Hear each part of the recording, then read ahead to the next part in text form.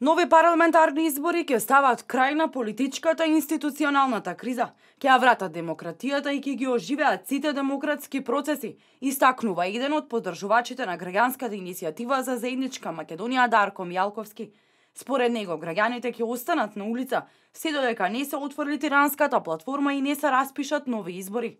Апсолутно, новите парламентарни избори ќе ја вратат демократијата и демократските процеси повторно ќе оживеат во нашата татковина, но доколку некој повторно после тоа посегне по мирот и стабилноста на нашата држава и повторно почне да наметнува некакви услови за формирање на влада, што беше пример во случајов со тиранската платформа, кој што беа, самата тиранска платформа ја се гледам како уценувачки фактор за составување влада. Ние повторно ќе делуваме, повторно ќе излеземе на улиците и повторно ќе бараме нови избори, се додека сите оние работи кои не се стават во предизборниот период, за кој што народот ќе гласа, не се спроведат веднаш по изборите. По изборите не прифаќаме никакви платформи, никакви барања, никакви уцени, никакви наметнувања од ничија страна, бидејќи Република Македонија не е ничија својина. Мијалковски истакнува дека веќе имаат подготвена стратегија и дека од средната недела активностите ќе ги насочат исклучително кон реализација на нивното барање.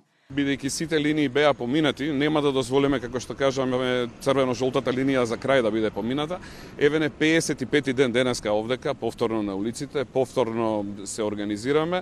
Како што гледате, мене ме радува тоа што од ден во ден сме се побројни и побројни, имаме се поголем број на поддржувачи, се повеќе луѓе стануваат свесни во каква состојба се наоѓа нашата држава, така да апсолутно не се секираме дека ќе успееме да истраеме, така да единствено можам да им порачам на сите оние кои што го кочат процесот, што побрзо да направат се за откочување на оваа политичка институционална криза во која што се наоѓа нашата држава. Денес граѓанската иницијатива за заедничка Македонија ќе ги бодрира коментарите на македонскиот првак Вардар.